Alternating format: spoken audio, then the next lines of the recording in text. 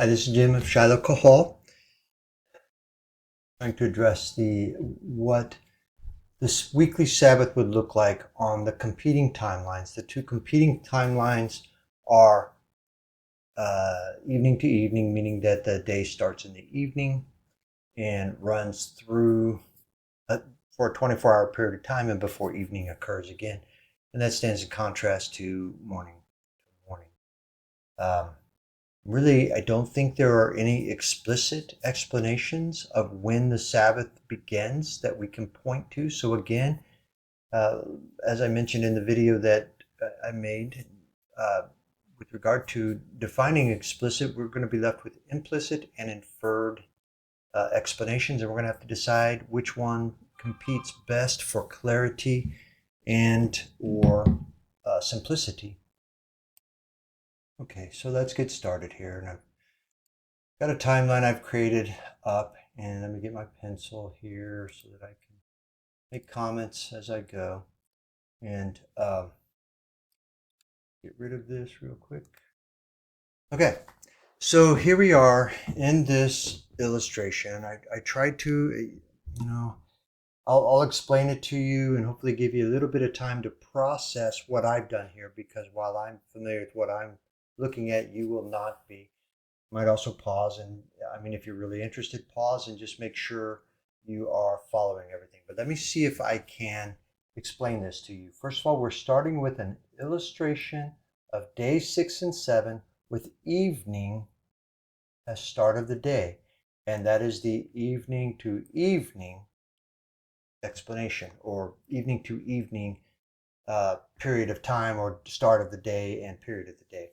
So how would that look like? First of all, we would have, and I'm going to start here with day 6 so that we can move into day 7. And then I go on through day 8 just so that I can give you the continuity of how it would play. So the beginning of day 6 ideally would start at evening, no matter what, however we define it. Clearly, if you're going to go evening to evening, evening has to come first, and it has to start. The day has to start with whatever you're defining as evening. And just to quickly summarize, is evening when the sun first touches the orb of the sun, first touches the horizon and before it makes its way down? Or is the evening after the sun has already set, gone through the setting process, and it has set, and the last vestige of its appearance, it's the last sliver of its orb has gone under the horizon, and none of it remains visible. So it's all obscured by that time. So the first option, all of it is obscured just before it starts beginning to become obscured. The second option is that it's all started the process. It went from being visible and to moving into obscurity. And then the beginning of the evening would be once it has crossed the last vestige of the light has crossed the horizon, and all of it's gone. The entire sun is now obscure.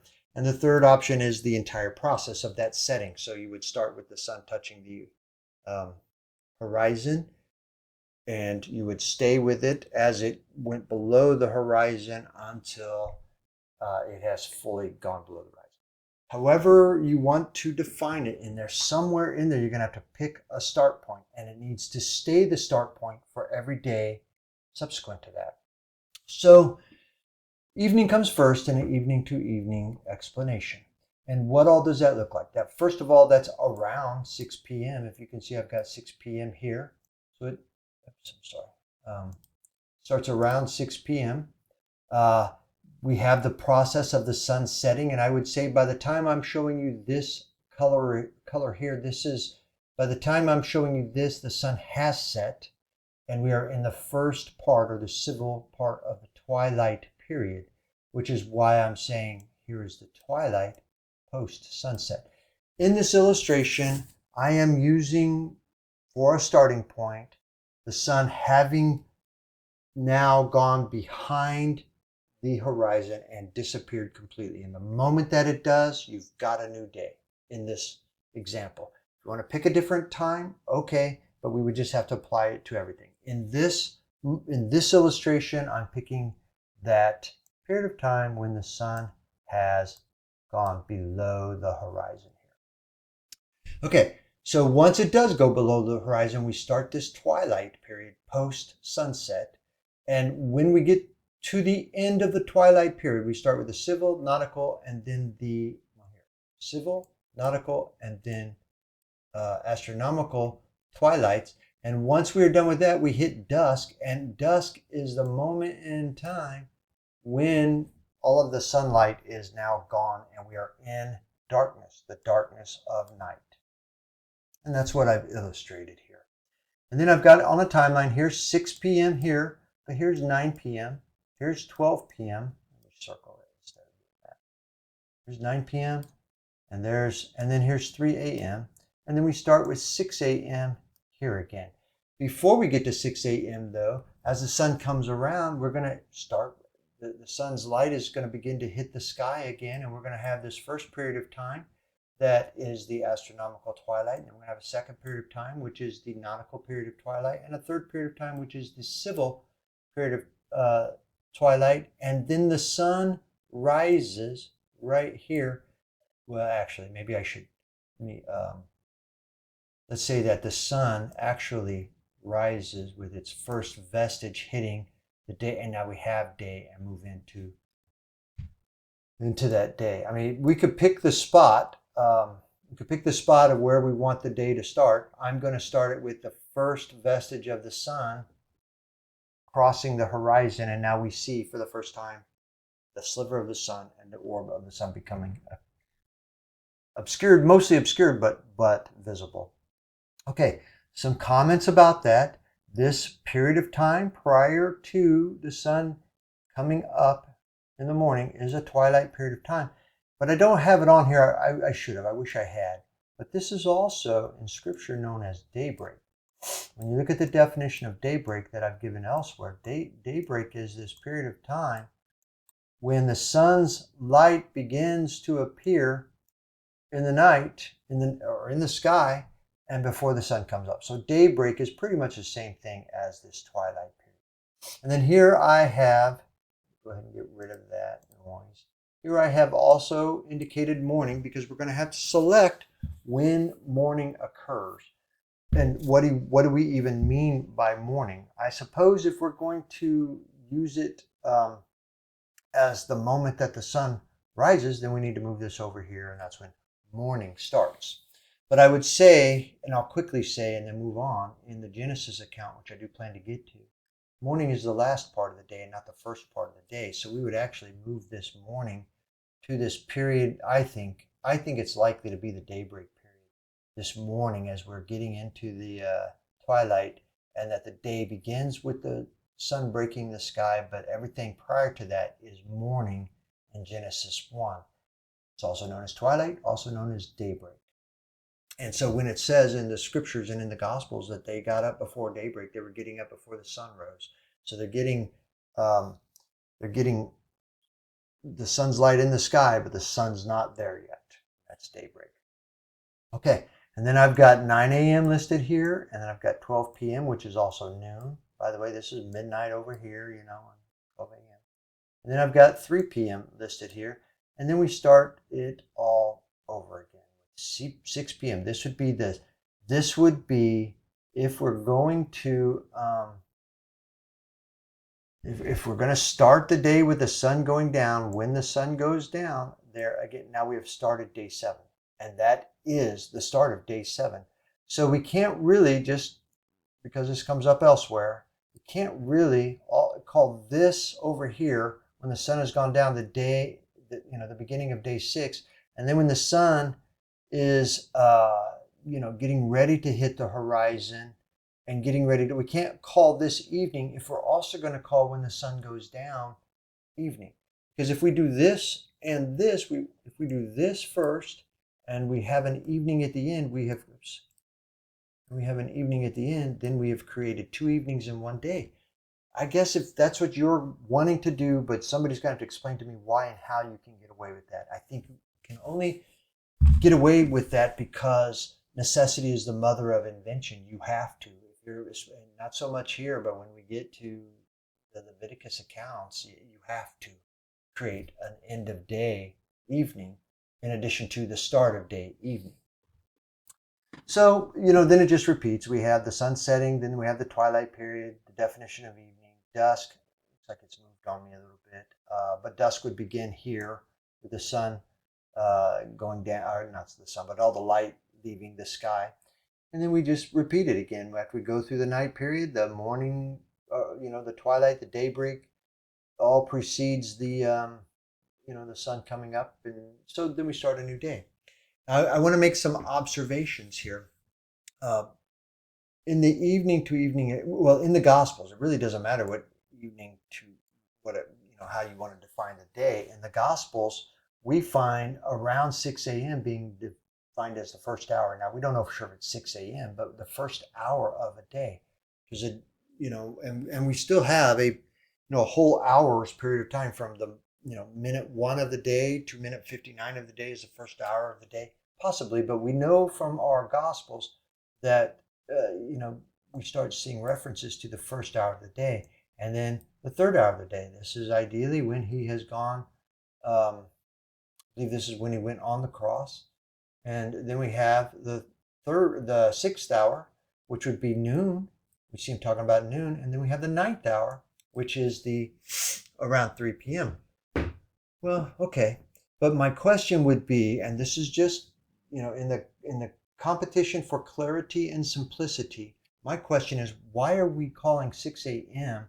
the first hour? In an evening to evening day, it wouldn't be the first hour of the day. It might be the first hour of daylight.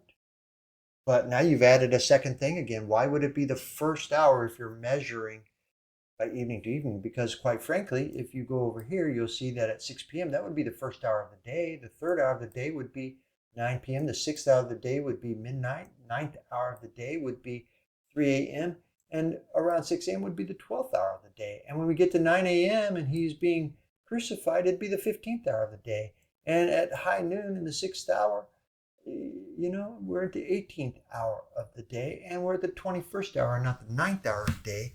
If we are measuring these hours in the way that they were doing it in the Gospels, according to the start of the day, but it doesn't appear to be. It looks like they are certainly measuring by the first hour of daylight. I guess you would have to argue, if you're going evening to evening, that okay, fine, they're measuring their first hour by daylight, but they're not measuring it by day. Okay, by the beginning or ending of the day. Okay, that just goes into the scale, the ballast. Which one is more clear and more simple? Because whichever one is clearer and simpler is probably the correct explanation here. Okay, and then let's look at the activities that take place at night. The first thing, if you are in an evening to evening day, the first thing you're going to do, the first thing you do then in the beginning of your day is roughly eat dinner. Because that's when you are, not everybody eats dinner at that time, but that's the concept, is that you're going to eat dinner, you're going to have your recreational period, and then you're going to make your way to bed where you are going to sleep.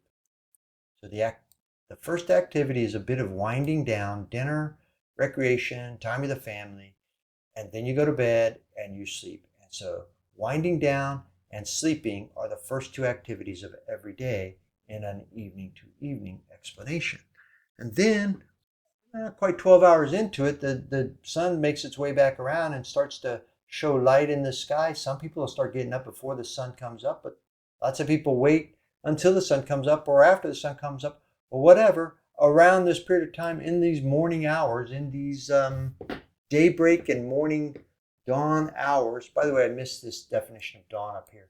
Dawn is the period of time that occurs here. I've got it here, but really dawn is taking place here before the twilight periods begin. I'm going to quickly, it's not it. Give me a second here. So I've got it in the wrong spot, and I'll go fix it in a minute. Dawn actually begins, in the definition of dawn, it begins as the no light in the sky starts having light in the sky, and that's dawn. So on our illustration here, on our illustration here, this dawn should be moved over here to this spot. And I'm sorry, I could fix it, but it's just another thing to do. And this dawn here would come here. And so it's really where the twilight begins. So dawn is when twilight begins. Okay, so going back to our activities, then we wake, and then once we wake, what do? We go to work. This is the activity of the day. I think all this is important because when we get to the Genesis account, these are the activities, apparent activities then too. So here we have awakened. We're going to go to work, or maybe recreation if you're on vacation, I guess, whatever. But work is the primary activity of most days. And then as the day is waning down, we're going to ultimately at some point cease work and go back to a winding down. And here is the end of the day. This would be the end of the day, and this would be the beginning of the new day. And the first activity is to wind down, and recreate with your family before you go to sleep and start a new day. Okay, that is what the Sabbath would look like on an evening to evening day. Now let's look at the Sabbath on a morning to morning day and see how it would look and compare. So here we have the start of day 6 in the morning. Then we got the middle of the day, of course, the end of day. And then I did include day 7 and day 8 again, just for continuity of the flow. So what's the first thing that happens then in the start of a day? Well, at 6 a.m., the sun rises and breaks. And we have, I've got dawn here, but I really needed dawn to be here. I've correctly put dawn here, and that's how it should have been in the other two explanations too. But the first thing that happens around 6 a.m. is the sun rises. We've got the sun breaking the sky. Morning and dawn probably belong a little to the left of this, as I have shown over here more is more appropriate. And then what are the activities of the day? Well, first of all, notice I don't really have, well, I won't even go there. So we have the sun rises, the morning, and the dawn period.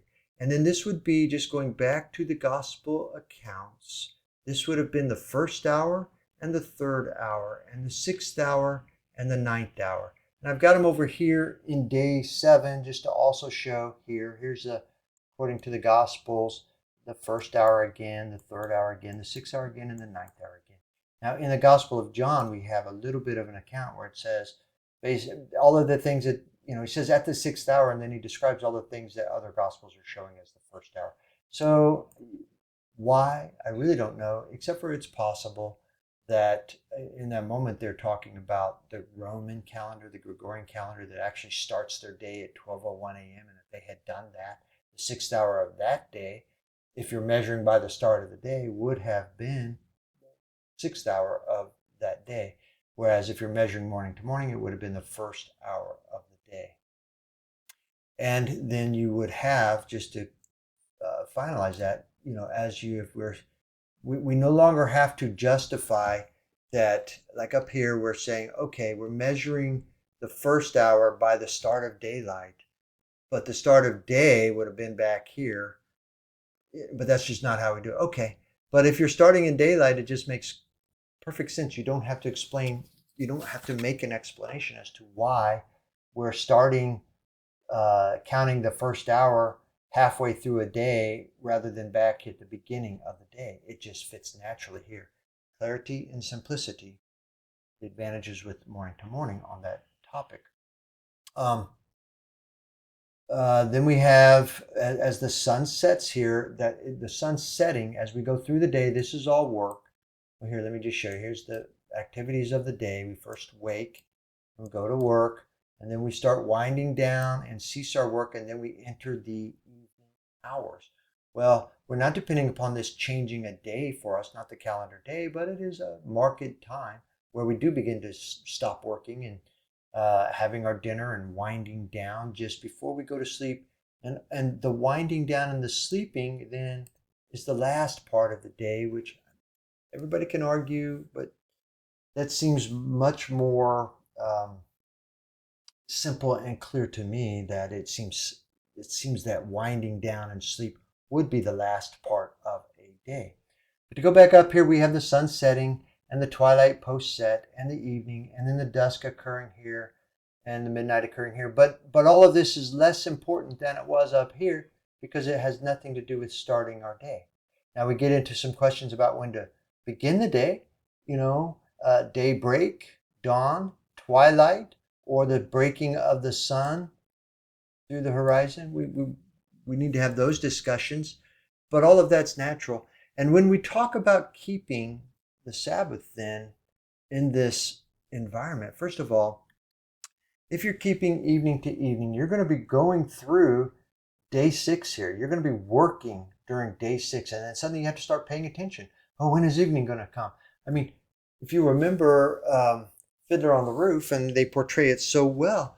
Here you got Tavia doing his work during the day and needing to scramble home to get all cleaned up and ready to go, get the dinner ready. She's scrambling to get the dinner ready so that they can have dinner, which is the appointed time. You got to have your dinner, on the Sabbath, and they're all scrambling to get it done by evening down over here.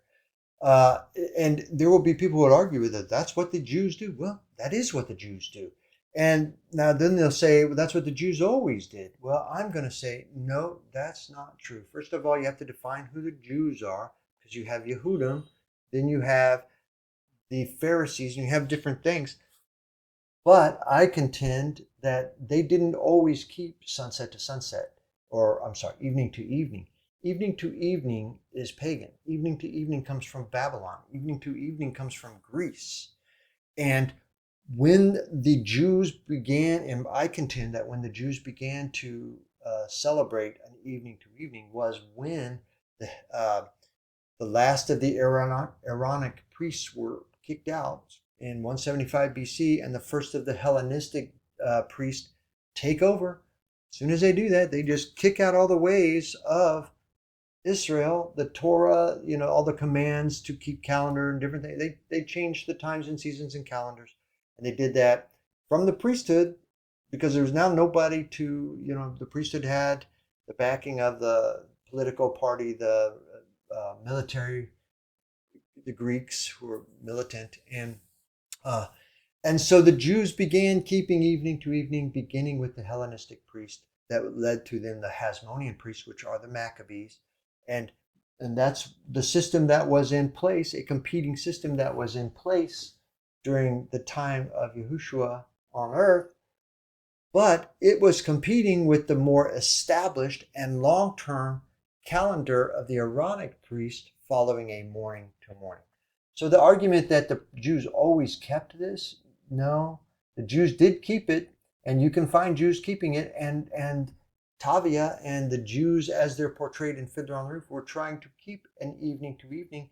But why are they trying to keep it? Because the Pharisees, the Talmudic systems, the oral traditions, and the Hellenistic priests and Greece moved them to an evening to evening. And by the time of Messiah, that's what the Pharisees and the nation at large, because of the political, militant, and religious leadership, this is what they were observing at that time.